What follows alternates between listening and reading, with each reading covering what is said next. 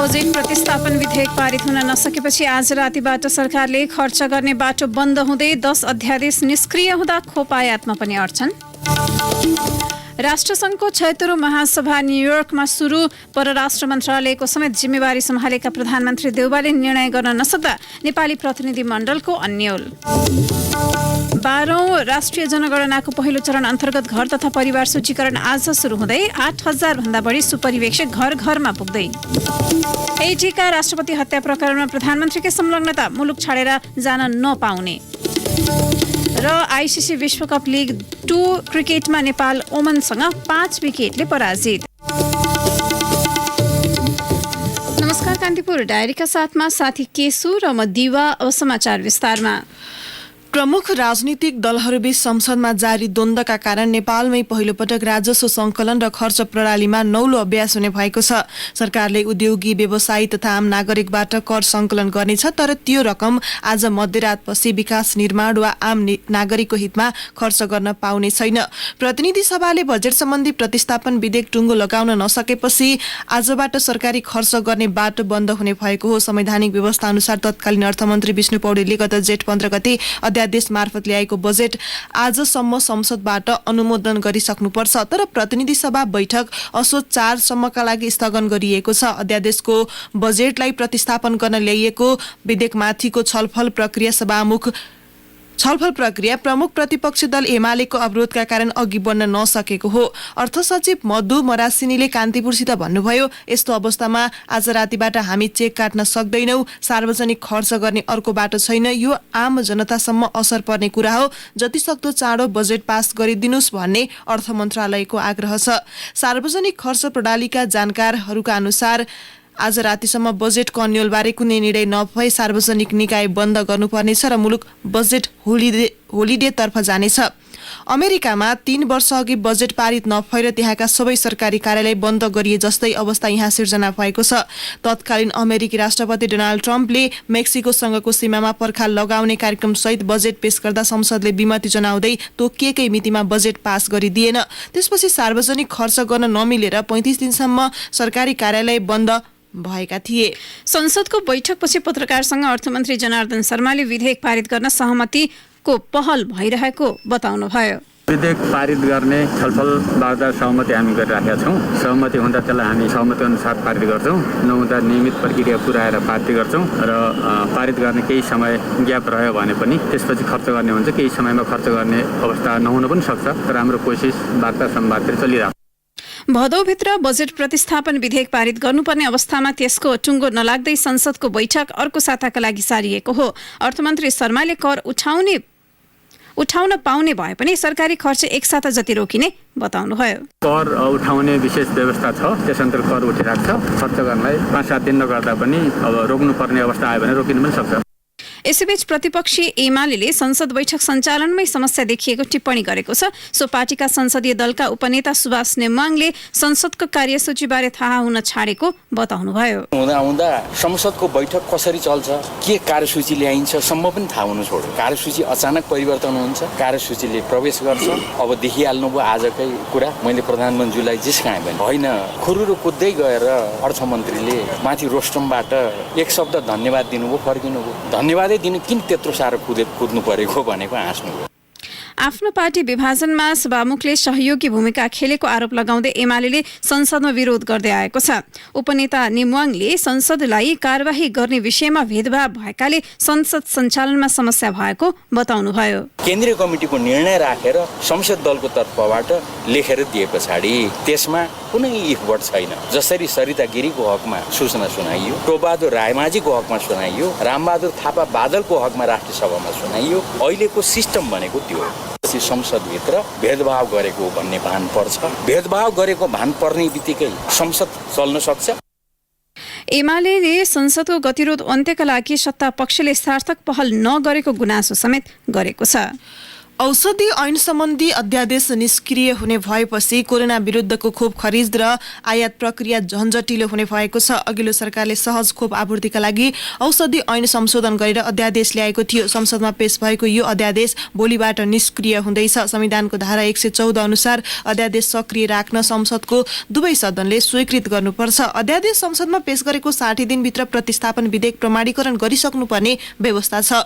साउन 3 मा संसदमा पेश भएको यो सहित 10 अध्यादेश स्वीकृत गराउने प्रक्रिया अघि नबढाएका कारण भोलिदेखि स्वतः निष्क्रिय हुने भएका हुन्।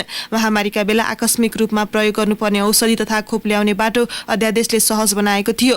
अध्यादेशले कोरोना लगायत अन्य महामारीका बेला आवश्यक पर्ने औषधि र खोप सहजै आयात गर्न मिल्ने व्यवस्था गरेको छ।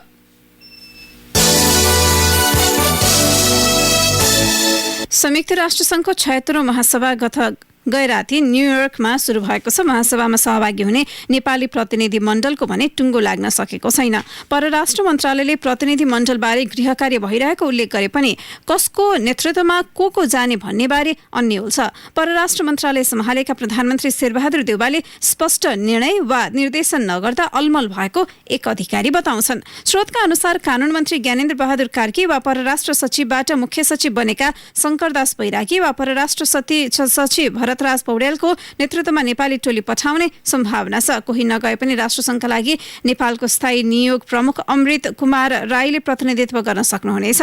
त्यसो गर्दा महासभाको दौरानमा हुने उच्च कूटनीतिक भेटवार्ता र महत्वपूर्ण कार्यक्रममा नेपालको सहभागिता कमजोर हुन्छ। 130 मुलुकको सहभागिता रहेको ग्लोबल संस्था राष्ट्रसङ्घको महासभा गए राति सुरु भए पनि उच्चस्तरीय छलफल असोज 5 बाट मात्रै सुरु हुनेछ।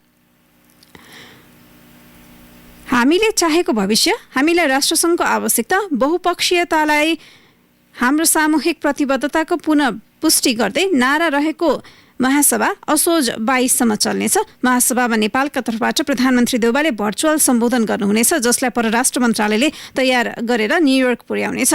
नेपालले सम्बोधन गर्ने विषयलाई लिएर परराष्ट्रले केही सार्वजनिक गरेको छैन। स्रोतका अनुसार नेपालले जलवायु परिवर्तन, कोभिड-19 विरुद्धको खोपमा भएको असमान वितरण लगायत विषयमा धारणा राख्ने तयारी छ। कूटनीतिज्ञ शम्भुराज सिंखडाले नेपाल जस्तो मुलुकले महासभामा विश्व अर्थ राजनीति र कूटनीतिमा जोड दिनुपर्ने बताउनुभयो। अर्का कूटनीतिज्ञ दिनेश भट्टराई नेपालको उच्च तहबाट सहभागिता हुनुपर्ने बताउनुहुन्छ।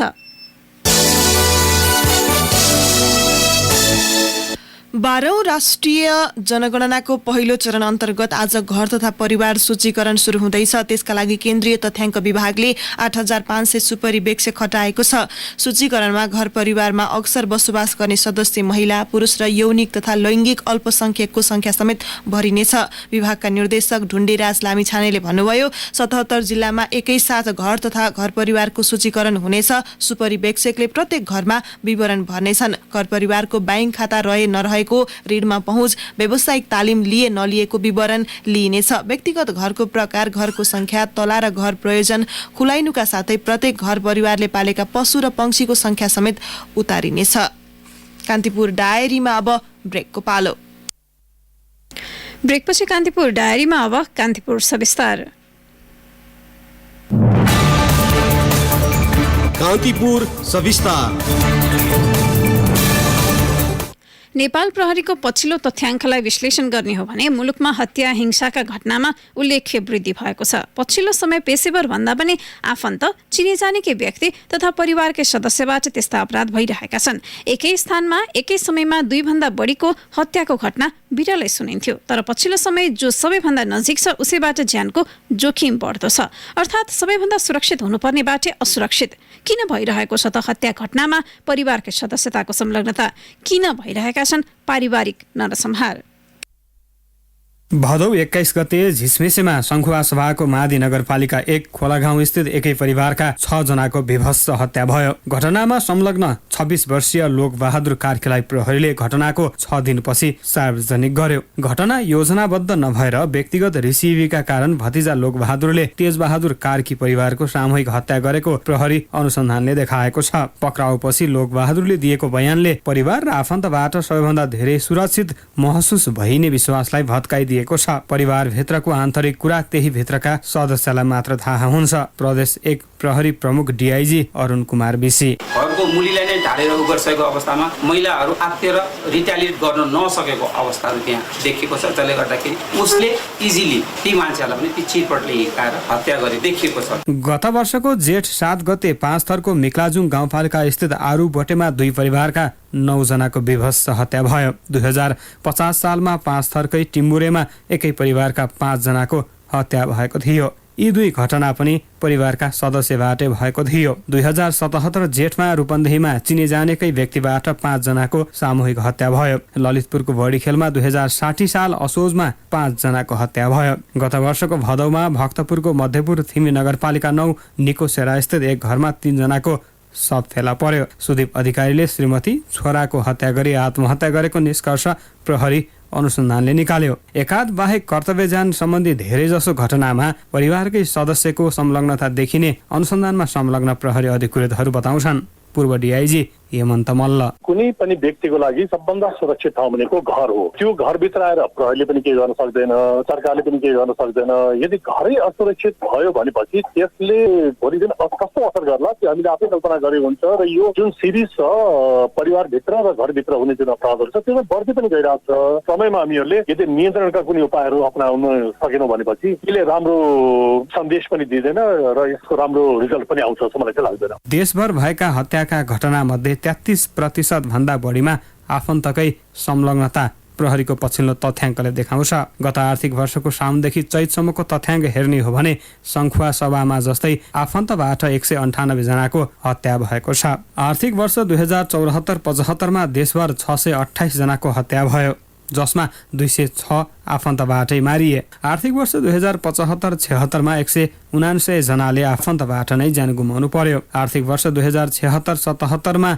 190 जनाको आफन्तले नै हत्या गरेको प्रहरीको तथ्याङ्कले देखाएको छ। प्रहरी प्रवक्ता एसएसपी बसन्त बहादुर कुँवर, 33% हत्याको केसहरू परिवारभित्रकै मान्छेबाट भएको देखियो। त्यसैले यो त बिकर हाल्छ, किनकि यो कुरा भनेको फेरि प्रहरीले गस्ती पेट्रोलिङ गरेर घटाउने भन्दा पनि सामाजिक समस्या पारिवारिक समस्याको कुरालाई समाधान गर्नुपर्ने अवस्था हुन्छ। पछिल्लो समय श्रीमानबाट श्रीमतीको हत्या हुने संख्या पनि उकालो लाग्दै गएको प्रहरीको तथ्याङ्कले देखाएको छ। सँगै जिउने सँगै मर्ने बाचा गरेका जोडी नै एक अर्काका लागि मृत्युको कारण बन्नु आफैमा डर लाग्दो विषय हो। यस्तै हरेक वर्ष औसतमा 15 जना भन्दा बढी आमा बाबु छोराबाट मारिने गरेका छन्। हत्या मात्र होइन, बलात्कारदेखि अन्य जघन्य आपराधिक गतिविधिमा समेत आफन्त नै जोडिन थालेका छन्। मानवशास्त्री डम्बर चेम्जोङ, हाम्रो पारिवारिक व्यवस्था गडबडी भयो भनेर चित्त बुझाउने स्थिति छैन।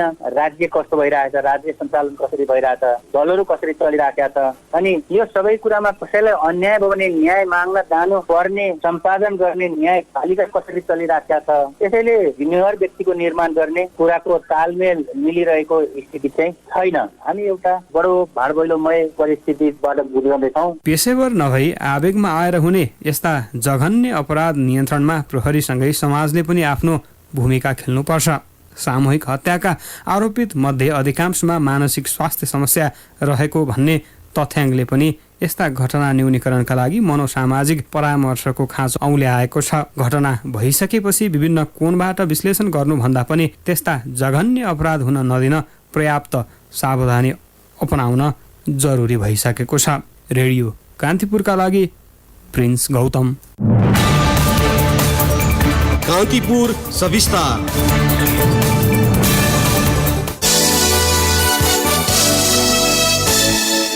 लुम्बिनी प्रदेशका पूर्व मुख्यमन्त्री शङ्कर पोखरेल सहित 4 जना विरुद्ध अपहरण तथा शरीर बन्धक सम्बन्धी किटानी जाहेरी परेको छ।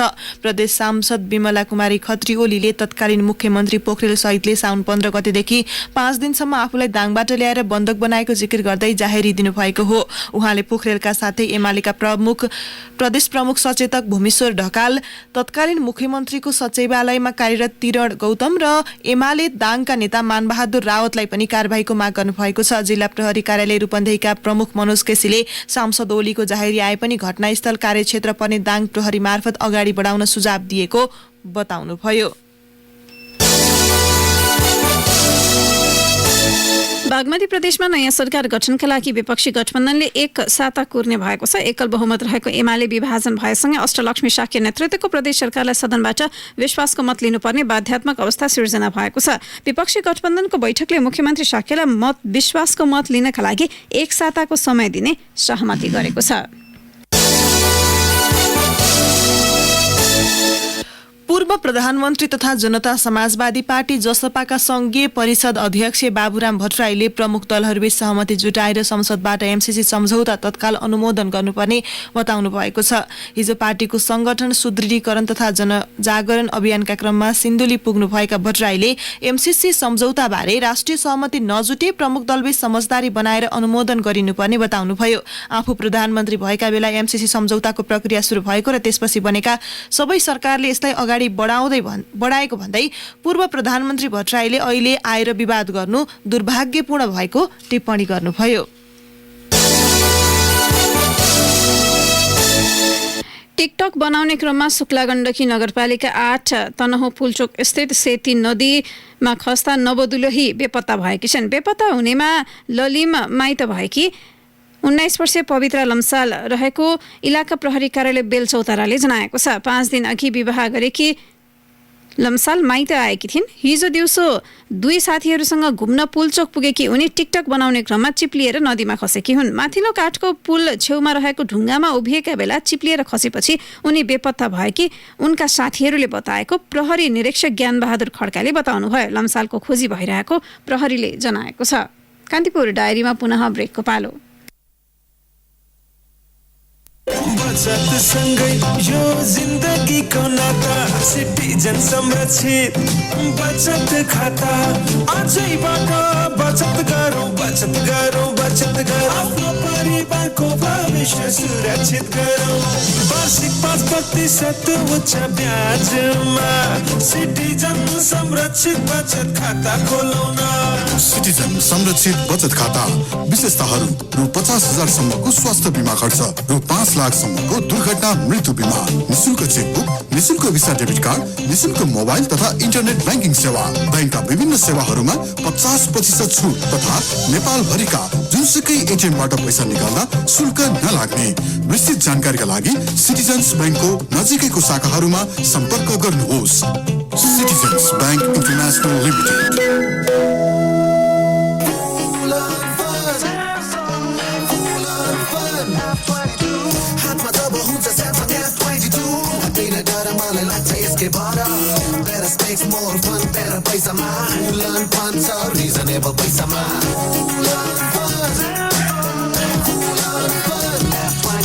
Super AMOLED 9Hz display, 6000 mAh battery, true 48 megapixel quad camera, Samsung Galaxy F22, cool on fun. Kantipur डायरीमा अब आर्थिक प्रसङ्ग। नेपाल र बंगलादेश बीच विद्युत व्यापार तथा आदान प्रदानका लागि डेडिकेटेड प्रसारण लाइन बनाउन सहमति भएको छ। हिजो सम्पन्न दुई देशका ऊर्जा सचिव स्तरीय संयुक्त कार्यकारिणी समितिको बैठकले दीर्घकालीन रूपमा विद्युत व्यापार गर्न डेडिकेटेड प्रसारण लाइन निर्माण गर्ने र त्यसका लागि भारतलाई समेत राखेर त्रिपक्षीय रूपमा छलफल गर्ने सहमति गरेको हो। बैठकले सुनकोशी 3 जलविद्युत आयोजनामा संयुक्त लगानी गर्ने विषयमा सहमति जुटेको ऊर्जा जलस्रोत तथा सिंचाई मन्त्रालयले जनाएको छ। बैठकपछि मन्त्रालयले जारी गरेको प्रेस विज्ञप्तिमा भनिएको छ, जलविद्युत क्षेत्रमा सहकार्यका लागि नेपालबाट प्रस्तावित सम्भावित 5 जलविद्युत आयोजनामध्ये पहिलो चरणमा सुनकोशी 3 लाई अगाडि बढाउन डिसेम्बरमा स्थलगत अध्ययन गर्ने सहमति भएको छ। बैठकले नेपाल र बंगलादेश विद्युत व्यापारको तयारीका लागि नेपालका तर्फबाट नेपाल विद्युत प्राधिकरण र बंगलादेशका तर्फबाट बंगलादेश पावर डेभलपमेन्ट बोर्डलाई जिम्मेवारी तोकिदिएको छ। बैंक तथा वित्तीय संस्थाले आउँदो असोज 1 गतेदेखि लागू हुने गरी ब्याज दर बढाउने तयारी थालेका छन्। अपेक्षित रूपमा निक्षेप बढ्न नसकेको तर कर्जा प्रवाह बढिरहेकाले नयाँ बचत आकर्षित गर्न र पुरानोलाई टिकाइराख्न पनि ब्याज दर बढाउनुको विकल्प नभएको बैंकरहरूले बताएका छन्। गत आर्थिक वर्षको अन्तिम 2 महिनादेखि वित्तीय प्रणालीमा तरलता सहज छैन। नियामक निकायबाट निर्देशित तरलता कायम गर्न पनि बैंकहरूलाई अप्ठ्यारो छ। सोही कारण बैंक तथा वित्तीय संस्थाले अन्तर बैंक सापट्टि राष्ट्र बैंकबाट स्थायी तरलता सुविधा र रिपो सुविधा मार्फत तरलता व्यवस्थापन गर्दै आएका छन्। स्रोतले भन्यो, बैंकहरू बीच निक्षेप खोसाखोसको युद्ध नै चलेको छ। नयाँ निक्षेप आओस् नआओस् तर पुरानै जोगाउन पनि ब्याज बढाउनु पर्ने अवस्था छ। अन्यथा आफूसँग भएको निक्षेप पनि अरू बैंकले खोसिदिने जोखिम छ। अब अन्तर्राष्ट्रिय प्रसङ्ग हैटीका राष्ट्रपतिको हत्या प्रकरणमा प्रधानमन्त्री एरियल हेनरी मुछिनु भएको छ। राष्ट्रपति जोबिनल मोइसको हत्यामा संलग्न व्यक्तिसँग सम्पर्कमा रहेको पाइएपछि प्रधानमन्त्री हेनरीलाई देश छाड्न प्रतिबन्ध लगाइएको छ। राष्ट्रपति मारिएको गत रात हेनरी मुख्य अभियुक्त जोसेफ फेलिक्स बादियोसँग संवादमा रहेको पाइएको हो। गत 7 जुलाईको रातमा राष्ट्रपति भवनमा नै घुसेर बन्दुकधारीको समूहले हैटीका राष्ट्रपति मोइसको हत्या गरेका थिए। आफूमाथि अनुसन्धान गरेको सूचनापछि प्रधानमन्त्री हेनरीले प्रमुख संयोजनकर्ता बेडफार्ड क्लाउडलाई बर्खास्त गर्ने प्रयास गर्नुभएको थियो। यसअघि प्रधानमन्त्री हेनरीले राष्ट्रपतिको हत्यामा प्रमुख अभियुक्त बादियोको संलग्नता नरहेको भन्दै बचाउ गर्दै आउनु भएको थियो। हालसम्म प्रहरीले राष्ट्रपतिको हत्यामा संलग्न रहेको आरोपमा 44 जनालाई नियन्त्रणमा लिइसकेको छ। तीमध्ये 18 जना कोलम्बिया सेनाका सेवानिवृत्त व्यक्ति हुन्। अब खेल प्रसङ्ग। जतिन्दर सिंहको आक्रामक शतकसँगै ओमनले आइसिसी विश्वकप लिग 2 क्रिकेटमा नेपाललाई 5 विकेटले सजिलै पराजित गरेको छ। नेपालले दिएको 197 रनको लक्ष्य ओमनले 31.1 ओभरमै 200 रन बनाउँदै पूरा गर्यो। टस जितेर ब्याटिङमा आएको नेपाल 47.4 ओभरमा खेल्दै 196 रनमा अल आउट भएको थियो। ओपनिङ ब्याट्सम्यान जतिन्दर सिंहले 60 बलमै शतक बनाएपछि ओमनले सजिलै लक्ष्य पार गरेको थियो। जतिन्दरले कुल 62 बलमा 107 रन बनाउँदा 12 चौका र 6 छक्का प्रहार गरेका थिए। एसोसिएट राष्ट्रका खेलाडीले तीव्र गतिमा बनाएको यो दोस्रो शतक हो। आयरल्यान्डका केभिन ब्रोइनले सन् 2011 को विश्वकपमा इङ्ल्यान्ड विरुद्ध 50 बलमै शतक पूरा गरेका थिए। फिल्डिङका क्रममा घाइते भएपछि नेपाली लेग स्पिनर सन्दीप लामिछानेले बलिङ गरेनन्। सन्दीपको अनुपस्थितिमा कुशल र सुसन भारीले लगातार 10 ओभर बलिङ गरेका थिए। यसअघि नेपालबाट आरिफ शेखले सर्वाधिक 90 रन बनाए। 112 बल खेलेका उनले 7 चौका र 1 छक्का प्रहार गरेका थिए। एक दिवसीय अन्तर्राष्ट्रियमा नेपाली ब्याट्सम्यानले यो दोस्रो उच्च स्कोर बनाएका हुन्। यसअघि पारस खड्काले सन् 2019 मा युएई विरुद्ध 115 रनको योगदान गरेका थिए। आसिफको स्कोर नेपाली ओपनिङ ब्याट्सम्यानको एक दिवसीय अन्तर्राष्ट्रियको उच्च स्कोर हो।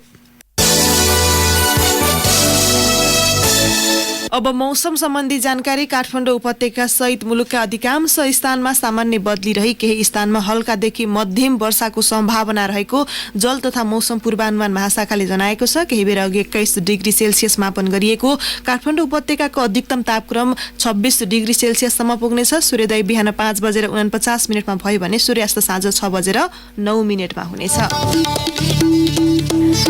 अवस्था यसका साथै कान्तिपुर डायरीको बुलेटिन यही सकिन्छ। 8 बजे डेभलपमेन्ट एन्ड इकोनोमिक्स डायरीका साथमा उपस्थित हुने नै छौँ। तबसम्मका लागि साथी केशु र म दिवा बिदा माग्छौँ। नमस्कार।